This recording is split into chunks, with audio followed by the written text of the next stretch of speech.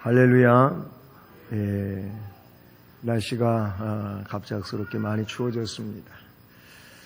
이제 주일까지 계속 추운 날씨가 이어진다고 합니다.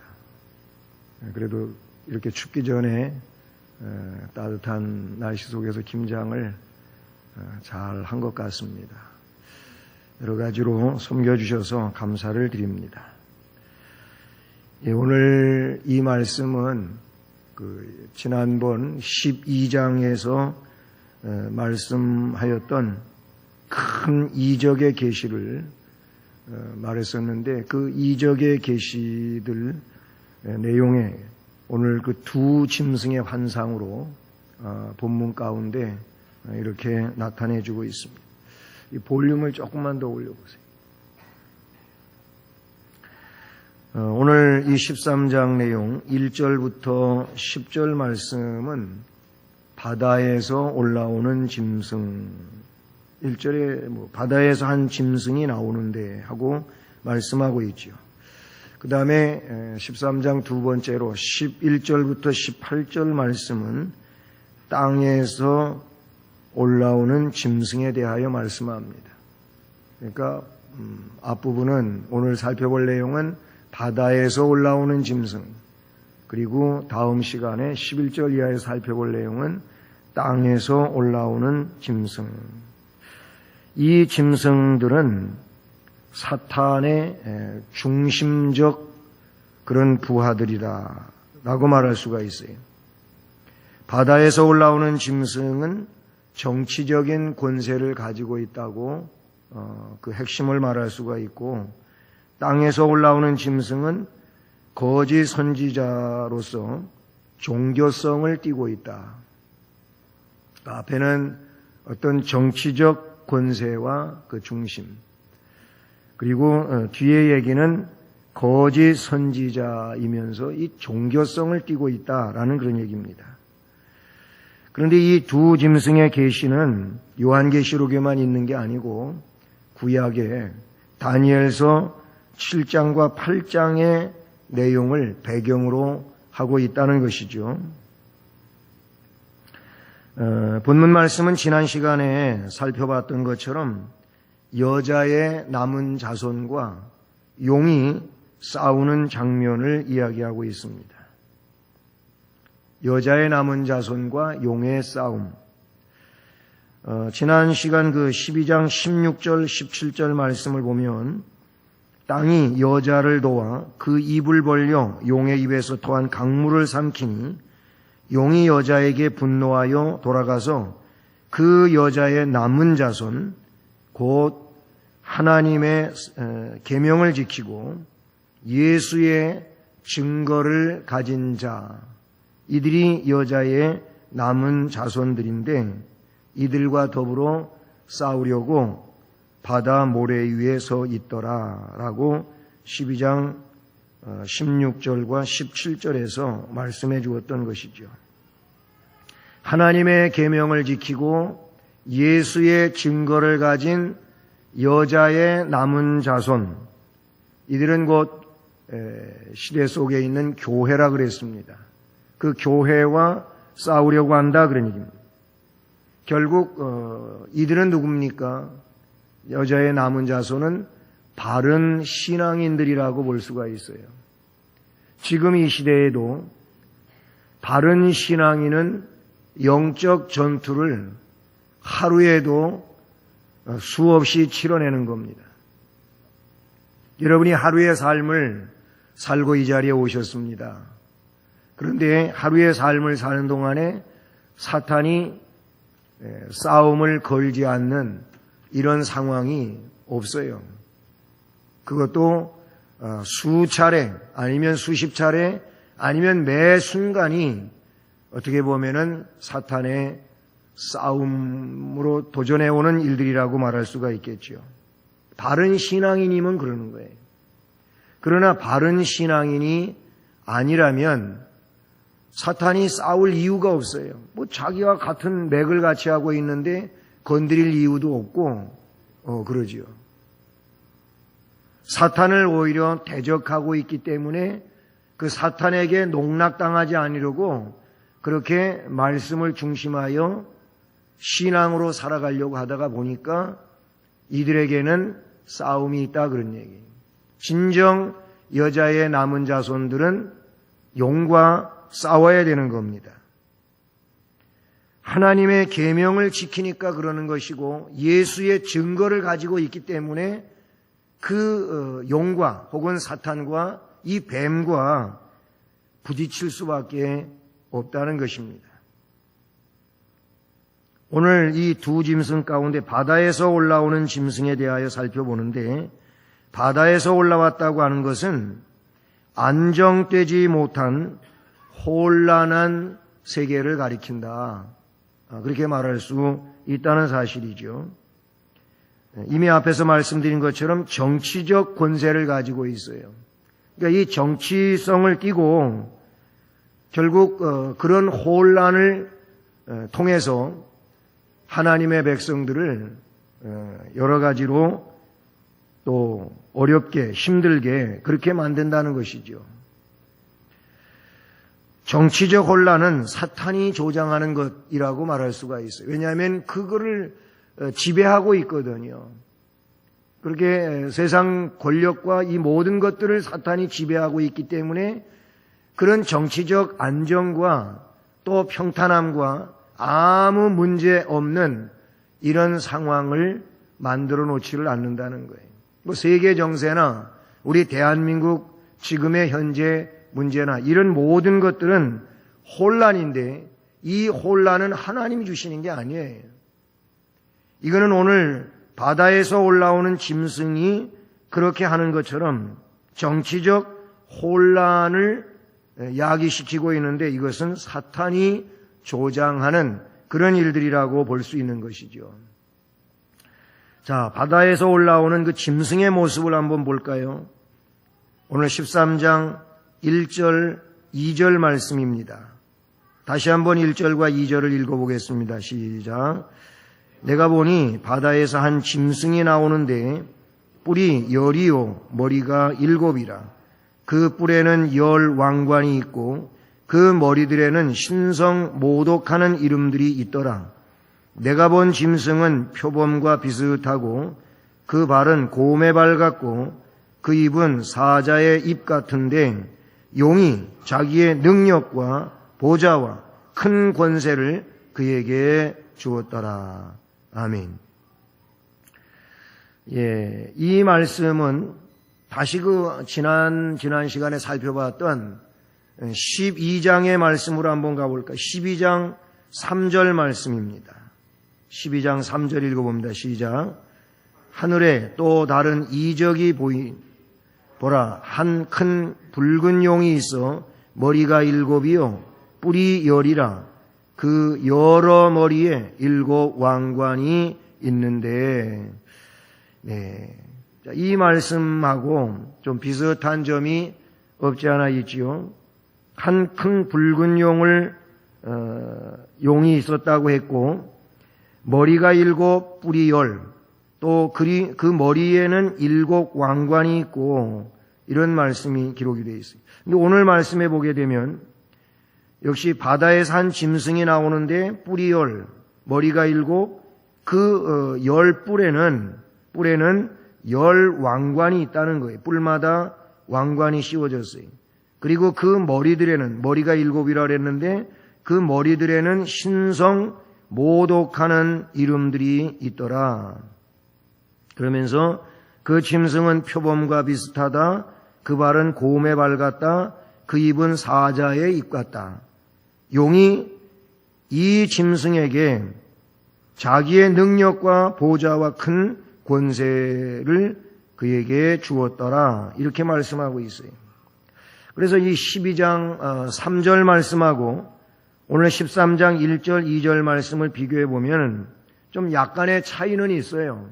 차이는 있지만 그 모습은 거의 비슷한 모습이 아닌가 이렇게 생각합니다.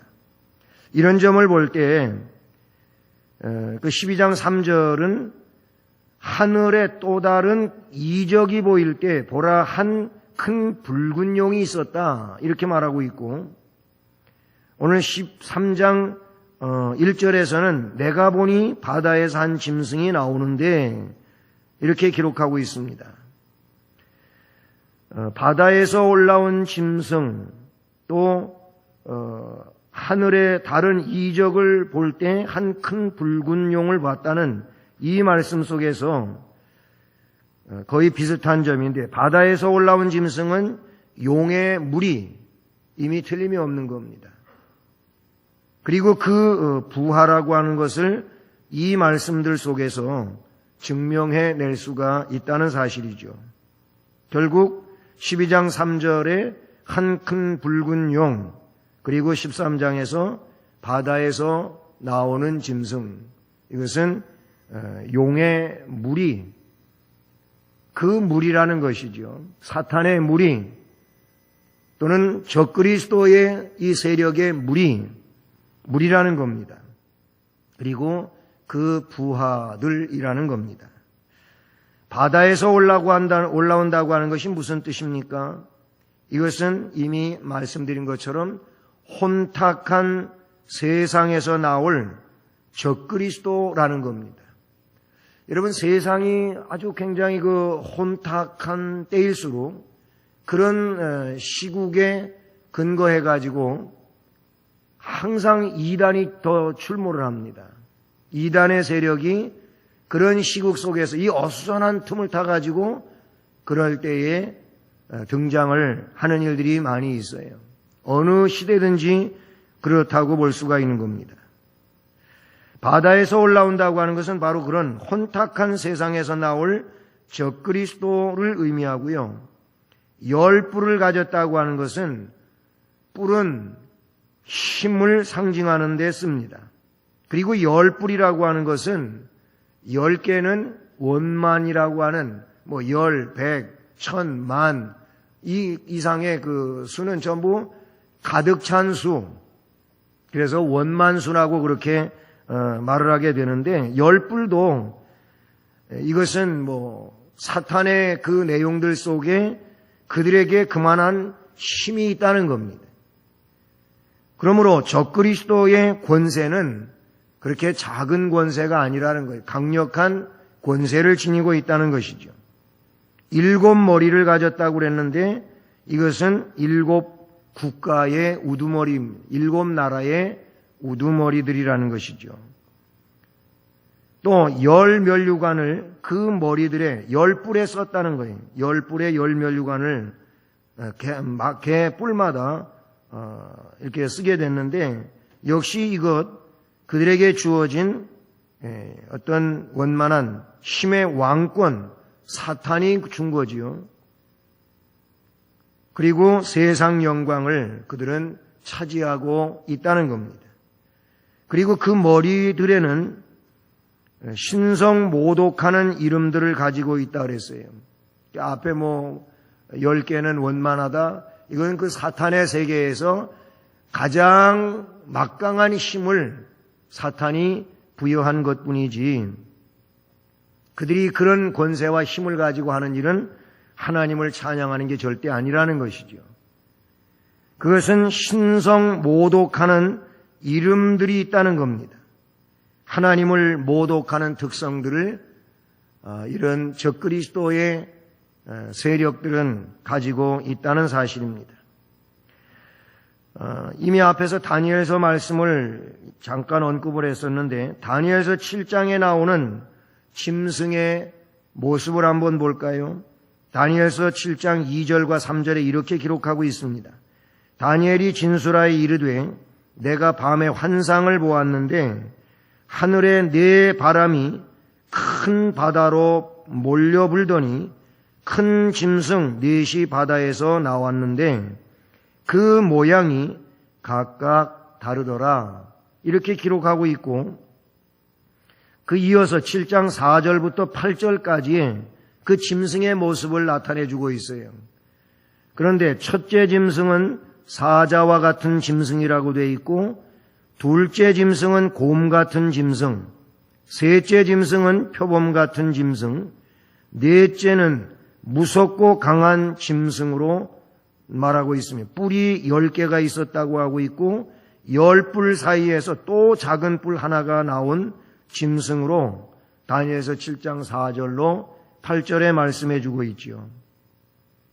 이 다니엘서 7장 4절로 8절 말씀과 오늘 계시록 13장 2절 말씀을 보면은 거의 흡사한 점이 있지요. 내가 본 짐승은 표범과 비슷하다. 그리고 그 발은 곰의 발 같다. 그 입은 사자의 입 같다. 다니엘서 7장 4절로 8절 말씀하고 그 짐승들을 같은 짐승들로 표현하고 있다는 사실이죠. 용이 그런데 이 짐승에게 자기의 능력과 또 보좌와 권세를 주었다고 말씀하고 있어요. 결국 이 짐승은 다시 말하면 사자 같고 아니면은 표범 같고 곰 같고 이 짐승이 이 놀라운 권세를 부여받았다는 것입니다. 이 권세를 가지고 그가 하는 일은 정말 교회를 해치는 이런 일을 한다는 사실이죠. 표범하고 비슷하다고 하는 말은 뭘까요? 결국 맹수로서 신속성을 가리키고 있는 거예요. 그러니까 뭔가를 해롭게 하는 데 있어서 어떻게 보면은 그냥 무능한 게 아니라는 거예요. 능력이 있다는 겁니다. 해치려고 하고 있다면은 해를 가할 수 있는 이런 신속성을 가지고 있어요. 곰의 발 같다고 하는 것은 강력한 힘을 지니고 있다는 것이지요. 사자의 입 같다고 하는 것은 잔인성을 가리키고요.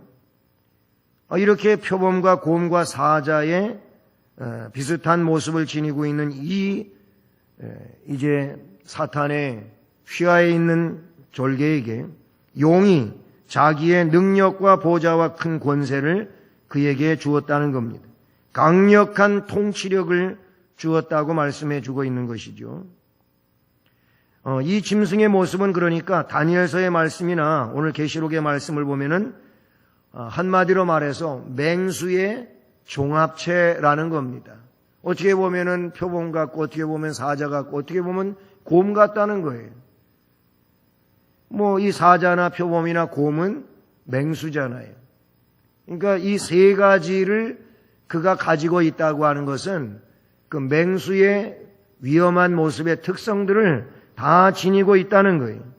그러니 맹수의 종합체라고 볼 수가 있죠. 그리고 그 의미를 보면 천하무적 상태라고 말할 수가 있어요.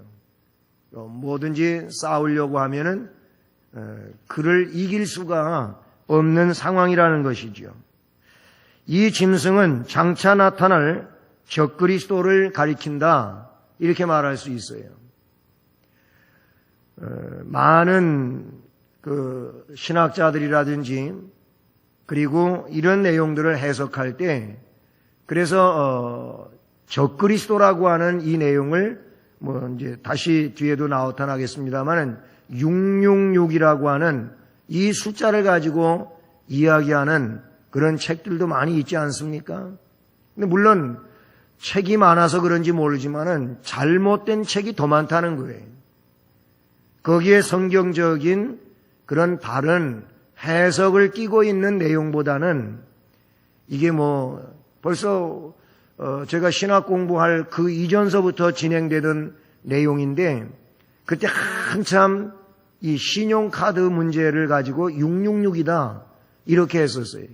근데 그 당시에도 그거를 굉장히 강력하게 주장하고 이게 맞다 그렇게 논리를 펴가는 일이 있었지만은 정통적인 성경학자들은 신용카드가 이게 666이 아니다 그랬어요.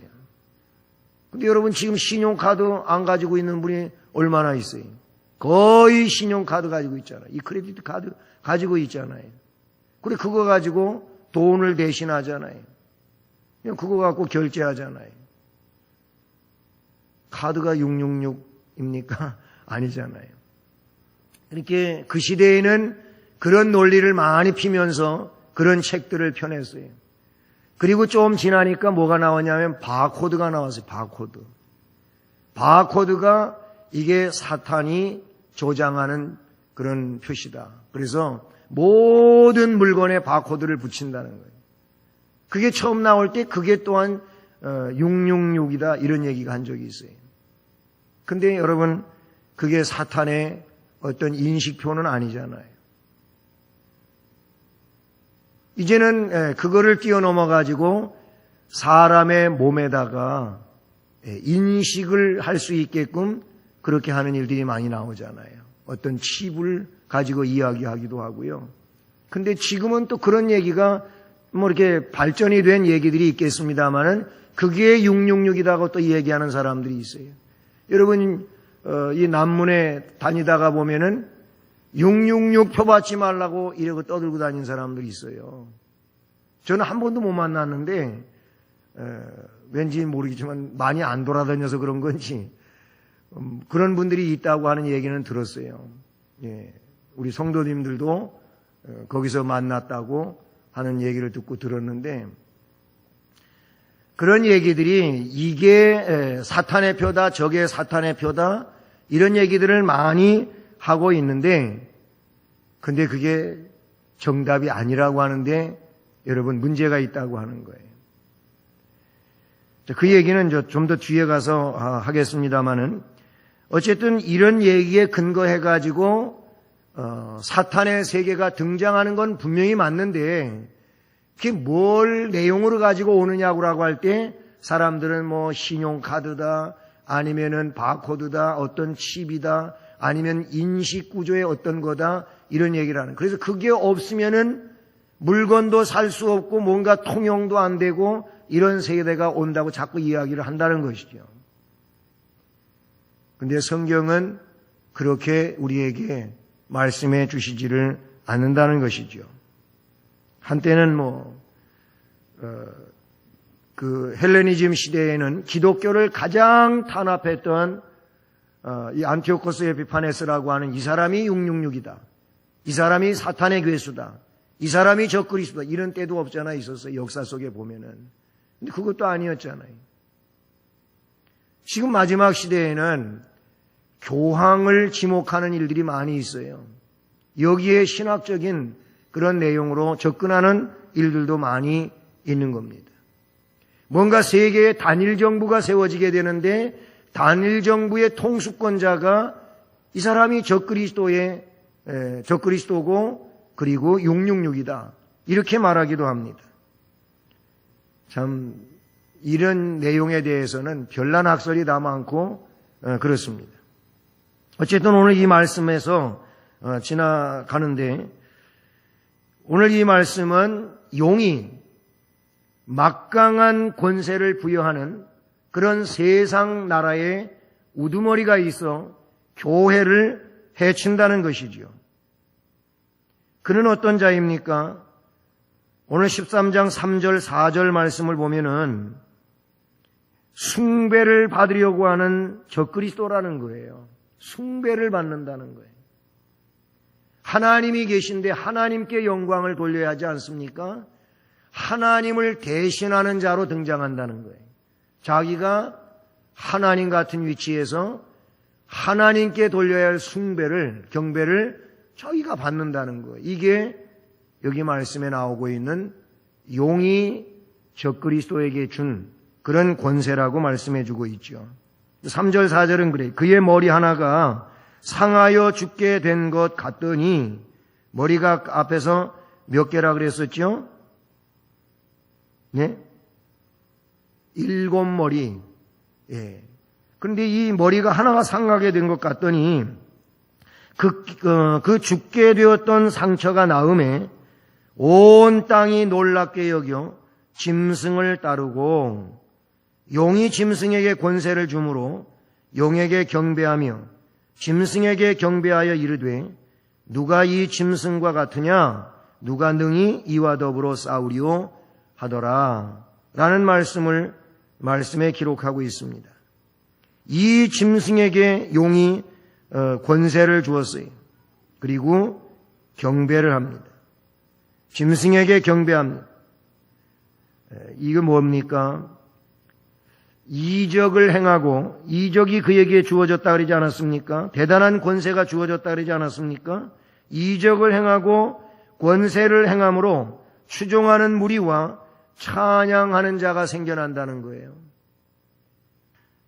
이것은 이 적그리스도의 세계만이 아니고 이단의 관계에서도 이런 내용들은 있지요. 이단의 교주는 굉장히 그 권세가 막강합니다. 그래서 그 한마디면 밑에 사람들은 벌벌 떤다는 거예요.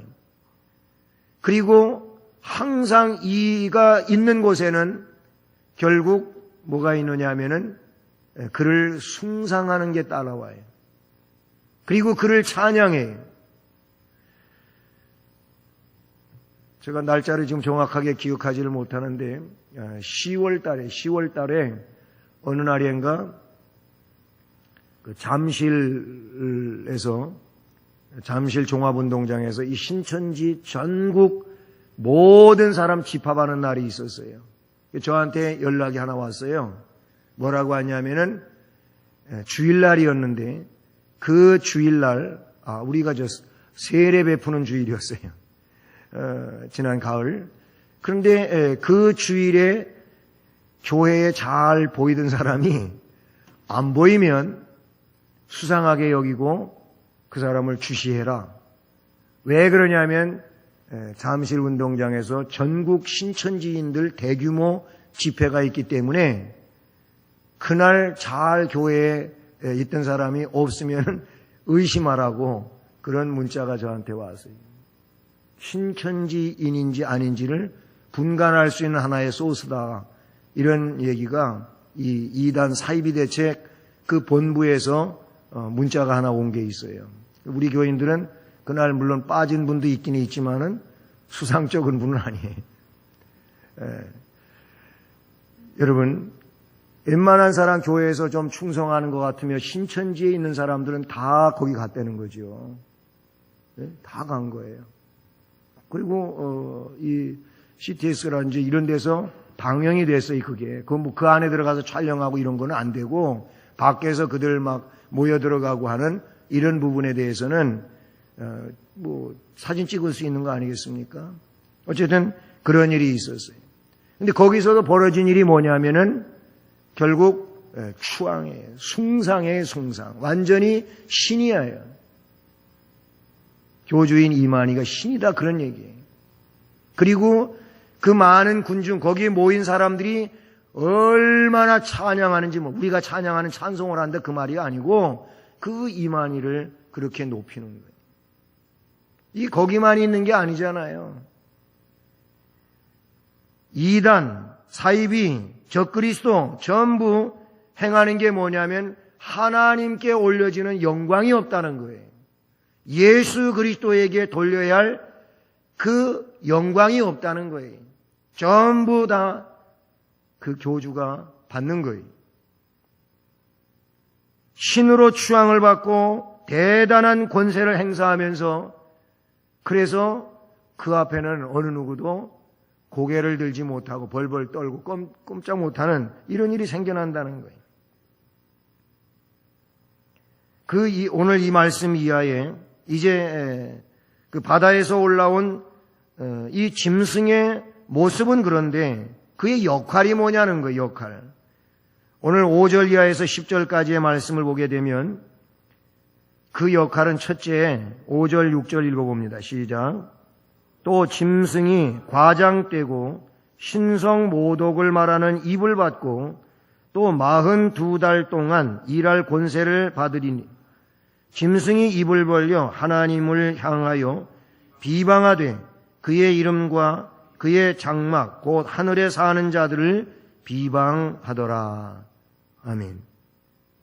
여기 말씀을 보게 되면 과장되고 신성을 모독한다. 그리고 6절에서 그 짐승이 입을 벌려 하나님을 향하여 비방을 한다. 그의 이름과 그의 장막 곧 하늘에 사는 자들 하나님 백성들을 비방한다. 비방하는 일을 이 짐승이 한다는 거예요. 이 짐승의 첫째 역할은 뭐냐면 비방이에요. 과장되고 신성 모독을 말하는 입을 받았다고 하는 것은 중상과 조롱과 비진리를 외친다는 거예요. 진리를 왜곡시키는 거죠. 그리고 42달 동안 일할 권세를 받았는데 환난 후반기를 통치할 권세를 받았다는 거예요. 앞에까지는 전 3년 반에 해당하지만 오늘 말씀부터는 후 3년 반에 해당하는 환난 기간을 이야기하는데 여기 42달은 후반기 환난을 통치하는 환난의 내용을 이끌어가는 그런 권세를 받았다는 겁니다. 입을 벌려 하나님을 향하여 비방한다고 그랬는데 하나님을 대적한다는 거예요. 하늘에 사는 자들을 비방한다 그랬는데 이것은 성도들을 비방한다, 이런 말씀인 것이죠. 여러분, 이 말씀에서 비방의 내용을 이야기하고 있는데 하나님의 백성은, 진정한 하나님의 백성은 교회를 비방하지를 않습니다. 우리 교인이 우리 교회만 아니라 우리 교인이 진정한 다른 타 지역에 세워져 있는 교회를 함부로 비방하지를 않습니다. 여러분, 우리 교회가 귀중한 것처럼 주님은 우리 교회만이 아니고 다른 교회도 주님이 핏값으로 세우신 거예요. 이 정상적인 교회라면 다 그런 거잖아요. 비정상적인 교회라면 그렇지 않겠지만은 예수를 구세주로 믿고 하나님을 아버지로 섬기고 성령을 의지하고 말씀을 바르게 따라가는 교회들은 다 우리 주님 예수 그리스도께서 핏값으로 세운 교회인 줄로 믿습니다. 때문에 교회와 성도를 함부로 비방하는 일은 하나님의 정당한 백성들이 하는 일이 아니라는 거예요. 이건 누가 하는 일이냐면은 오늘 말씀에 나오는 것처럼 사탄이 하는 거예요. 우리가 알아야 돼요. 그러니까 교회 비방 많이 하고 성도 비방하고 목회자 비방하고 다니는 사람은 사탄의 수하에 있는 거예요. 여러분이 꼭 기억하시길 바랍니다. 그런 비방 때문에 하나님이 너를 착하다, 의롭다, 잘했다 인정해 주시는 일 없습니다. 우리 하나님 백성들은 하나님의 말씀을 따라 하나님을 찬송해야 돼요. 우리 주님이 세우신 몸된 교회를 성경 에베소서에 나오고 있는 것처럼 주님이 교회를 사랑하여 자신을 주신같이 하라고 하신 것처럼 우리들은 그거 할 일이지, 교회를 비방하는 건 사탄의 노름에 붙잡히고 놀아나는 거예요. 그러니까 하면 안 되는 거예요. 그렇게 하면은 하나님께 영광을 돌리는 게 아니라 욕을 돌리는, 그렇다면 그렇게 하고서야 그가 어떻게 하나님 나라를 향하여 간다고 말할 수 있습니까? 그래서 성경은 뭐 하냐면 맺힌 게 있으면 풀라는 거예요. 땅에서 맺힌 게 있으면 제발 풀라는 거예요. 그거 못 풀으면 안 된다고 성경은 말하고 있는 거예요. 그랬잖아요. 하늘에서 매면 땅에서도 매이고 땅에서 풀면 하늘에서 풀리고, 그래서 매지 말고 풀라는 거예요. 그거를 주님은 우리에게 말씀해 주셨습니다. 성령의 사람은 그러니까 성령의 역사에 의하여 자신이 녹아지고 자신이 깨지고 자신이 낮아져서 어떻게 해요?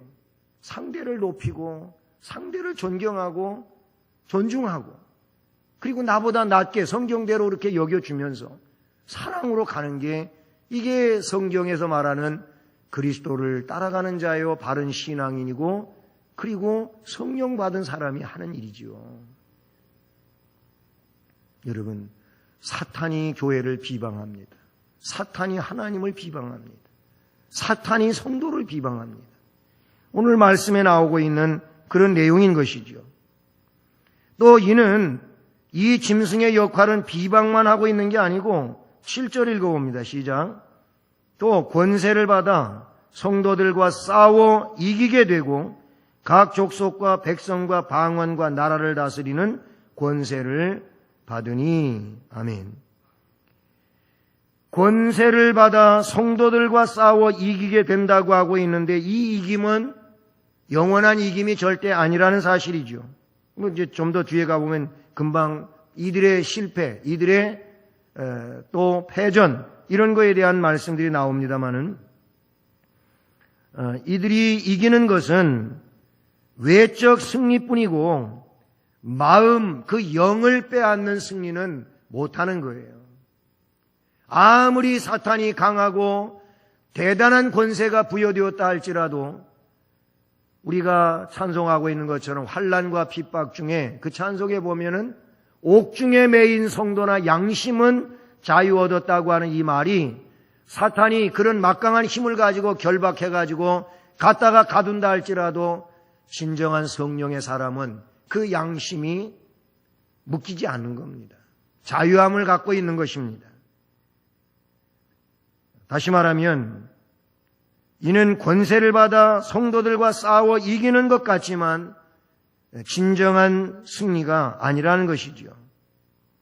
그 다음에 각 족속과 백성과 방언과 나라를 다스리는 권세를 받았다고 했는데 이것은 민족과 신분과 언어와 국가를 초월하여 다스릴 수 있는 권세를 받았다는 거예요. 그래서 이런 사탄의 조종을 받는 나라들이 생겨나게 되고 그런 나라들은 한때는 공산권이라고 많이들 이야기했어요. 공산권이 하나님 부정하잖아요. 그리고 교회가 세워지지 못하게 하잖아요. 그러니까 공산권이라고 얘기하던 그런 때가 없지 않아 있었어요. 그런데 이 시대에도 뭐 공산주의가 아니라 할지라도 하나님을 부정하는 거예요. 그냥 세상이 중심인 거예요. 그렇게 해서 세상의 어떤 문화와 문명과 그리고 물질 이런 것들로 과학 문명이 발달되어 가지만 그런 가운데 하나님을 인정하지 않는 거예요. 그냥 인간이 최고의 지식자들로서 모든 것을 다 통제할 수 있고 그렇게 세계를 이끌어갈 수 있다고 생각하게 되는 것이죠. 민족, 신분, 언어, 국가를 초월하여 다스릴 수 있는 권세를 부여받은 어떤 사탄의 정책에 의해서 세워지는 우두머리들. 마지막으로 8절로 10절 말씀을 보면은 짐승에게 경배한다는 거예요. 죽임을 당한 어린 양의 생명책에 창세 이후로 이름이 기록되지 못하고 이 땅에 사는 자들, 생명책에는 그 이름이 기록되지 못하고 이 땅에 사는 자들, 이 땅에 사는 우리가 다 이 땅에 살고 있지 않습니까? 그런데 그런 의미가 아니에요. 이것은 이 땅에 살고 있는 자들이라고 하는 것은 땅에 살고 있지만 하늘의 시민권을 가지고 있지 못한 하늘 이 땅에 속한 자들을 말하는 거죠. 신앙 없는 자들을 말하는 거예요. 이런 자들은 다 그 짐승에게 경배하리라. 짐승에게 경배하는 자는 성령의 사람은 경배하지 않을 것입니다. 하나님의 사람은 경배하지 않을 것입니다. 그러시면서 말씀하십니다. 누구든지 귀가 있거든 들을지어다 그랬어요. 들을 귀를 가져야 될 줄로 믿습니다. 귀는 다 있지만 소리는 들려오지만 이게 뭘 말하는지 무슨 소리인지 이걸 깨닫지 못하면 들을 귀가 없는 거예요. 이 말씀에 있는 것처럼 귀가 없는 거예요. 이 내용에 대하여 들을 수 있는 귀를 갖지 못한 이런 사람이라는 거지요. 여러분, 이 시대에 우리가 할 일은 뭡니까? 바른 신앙으로 주님을 섬기는 거예요. 이게 12장에서 말씀했던 것처럼 하나님의 계명을 지키는 거예요. 예수의 증거를 가지고 사는 일들인 줄도 믿습니다. 분명 말씀해 주십니다. 로마서 8장 35절 39절에 보게 되면은 거기에 환난을 이야기하고 있지만은 그러나 우리가 하나님의 백성으로서 이 땅에 살 때 환난이나 기근이나 칼이나 적신이나 그 무엇이 우리를 그리스도 예수의 사랑에서 끊겠느냐? 할 수 없다는 거예요. 그래서 우리가 그 사랑 안에서 끊어지지 않고 살아갈 수 있게 해주신 이김을 주시는 주님께 감사한다는 거예요. 누가? 하나님 백성인 줄로 믿습니다. 고린도후서 6장 14절부터 18절에는 너희가 세상 속에 있는데 어떻게 하나님의 성전이 세상과 같을 수가 있겠느냐? 안 된다는 거예요. 그러니 하나님의 백성은 하나님의 백성답게 분류돼 이렇게 구별되게 있으라고 말씀해 주고 있습니다. 로마서 12장 2절은 그것을 새 속에 물들지 말라고.